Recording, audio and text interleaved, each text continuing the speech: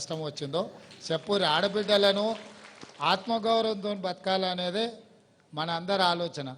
ఇవాళ బట్టి సారు మీకు ఉత్తి చేతులతో రాలే, 60 కోట్ల రూపాయలు బ్యాంకు లింకేజ్ చేయడానికి వచ్చిండు. ఇప్పుడు చెక్ ఇస్తాడు సార్ 60 కోట్లది మీకు. మీకోసమే ఈ ప్రభుత్వం ఉంది.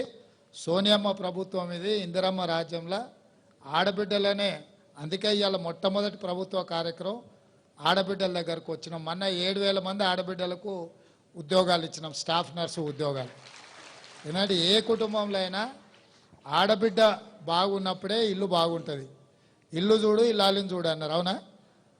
మరి ఇల్లు మంచిగా ఉండాలంటే ఇల్లాలు మంచుకున్నప్పుడే మంచిగా ఉంటుంది. అందుకే ఈసారి ప్రభుత్వము ఈ బట్టలు కుట్టేది నువ్వు చిన్న స్థాయిలో చేస్తున్నావు కదమ్మా, రాష్ట్రం అంతా ఈ సంఘాలకే బట్టలు కుట్టే మొత్తం ఇవ్వాలని అనుకుంటున్నావు. దానికి సంబంధించిన మిషన్లో మొత్తం అంతా కంపెనీలకి ఇచ్చేది ఆపి మీకే ఇవ్వాలన్న ఆలోచన చేస్తున్నాం.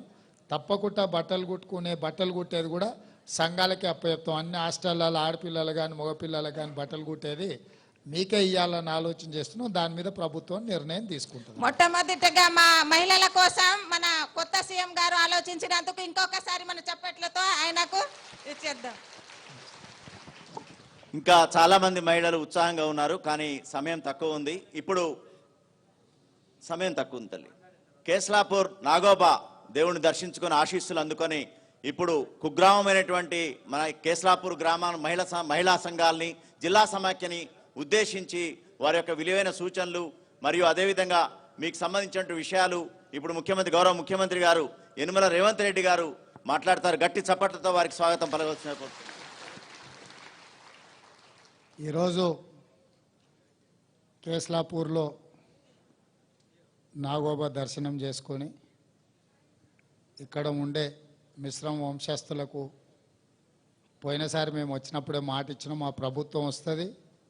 బట్టి విక్రమార్క గారు ఆదిలాబాద్ నుంచి ఖమ్మం వరకు వారు ఆనాడు పాదయాత్ర చేసి మీ కష్టాలన్నీ తెలుసుకొని మీకు మేలు చేయాలన్న ఆలోచనతోటే ఆనాడు ఆదిలాబాద్ నుంచి వారు పాదయాత్ర మొదలుపెట్టిండ్రు. ఆ పాదయాత్రలో భాగంగా మీ కష్టాలు వారి దృష్టికి వచ్చినాయి.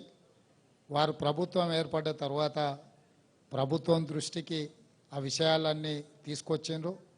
అదేవిధంగా మీ ఇంటి ఆడబిడ్డ సీతక్క ఇవాళ మంత్రి అయి మీలాగనే గూడాల నుంచి వచ్చిన సీతక్క కష్టపడి చదువుకొని కష్టాలన్నీ చూసి ఆ కష్టాలను ఏ విధంగా ఎదుర్కోవాలన్న ఆలోచనతోని అడవి బాట పట్టి మళ్ళీ అక్కడి నుంచి ప్రజా జీవితంలోకి వచ్చి ఇవాళ రాష్ట్ర మంత్రిగా ఉండి ఈ ఆదిలాబాద్ ఆడబిడ్డల యొక్క ఆత్మగౌరవం నిలబెట్టడానికి మీ జిల్లా ఇన్ఛార్జ్ మంత్రిగా ఈరోజు సీతక్క మీ ముందుంది.